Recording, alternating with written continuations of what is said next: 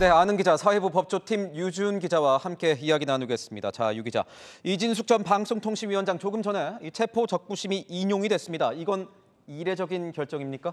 네, 그렇습니다. 심사가 종료된 지 2시간여 만에 경찰의 체포를 유지하는 게 적절하지 않다는 법원의 판단이 나왔습니다. 앞서 발부했던 체포영장이 잘못됐다는 걸 스스로 인정한 셈인데요.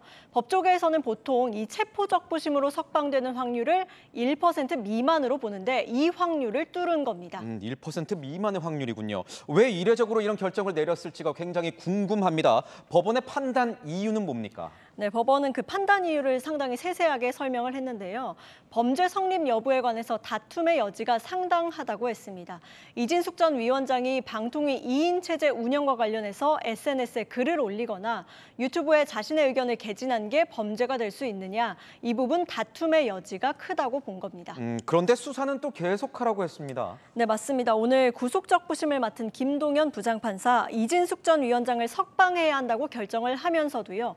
수사의 필요성이 전면 부정된다고 보기는 어렵다고 했습니다. 공직선거법 위반인지 아닌지 또 국가공무원법을 위반했는지는 일단 풀어준 뒤에 조사를 해보라는 겁니다. 경찰로서는 좀 뼈아플 것 같습니다. 왜냐하면 이 무리한 체포를 했다는 어떤 법원의 판단을 받은 건데 현재 경찰은 어떤 입장을 내고 있습니까? 네, 우선 경찰 상당히 당혹스러운 상태입니다. 일단은 수사의 필요성 또 체포의 적법성은 인정이 되지만 체포의 필요성이 인정되지 않았다라는 반응을 내놨는데요. 당초에는 구속영장 신청이 유력했습니다. 하지만 이렇게 체포가 부당하다는 판단이 나온 상황에서 구속영장 신청까지는 사실상 어려워진 게 아니냐 이런 관측도 나오고 있습니다. 이런 상황에서 오늘 법원이 이 전 위원장을 일단 풀어주면서도 잘못도 있다 이렇게 지적을 했다면서요? 네, 맞습니다. 이 전 위원장이 선거법 위반으로 고발된 상태잖아요. 공직선거법 위반 사건은 공소시효가 6개월입니다.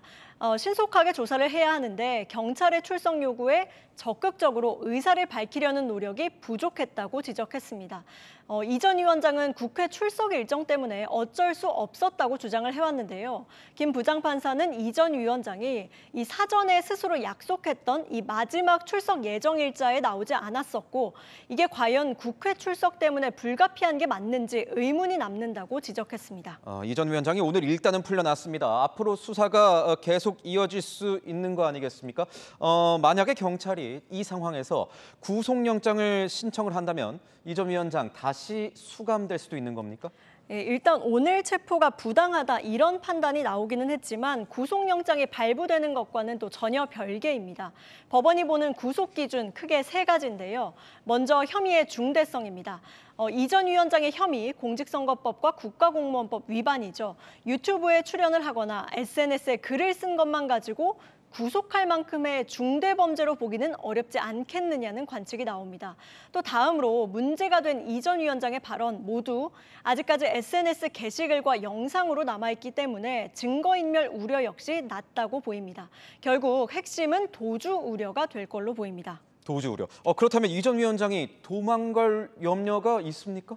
이 전 위원장 측에서는 얼굴이 너무 알려져 있다 보니까 어디 도망가지도 또 숨을 수도 없는 사람이다 이런 입장인데요.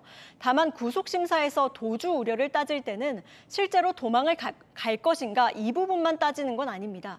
수사기관 조사나 또 향후 재판에 불출석할 우려가 있는지도 도주 우려에 들어가는데요. 앞서 6차례 소환에 불응한 게 맞냐 아니면 국회 출석을 고려해서 일정을 조율한 정도냐 이 공방이 구속심사에서도 반복될 전망입니다. 네, 잘 들었습니다. 지금까지 아는 기자였습니다.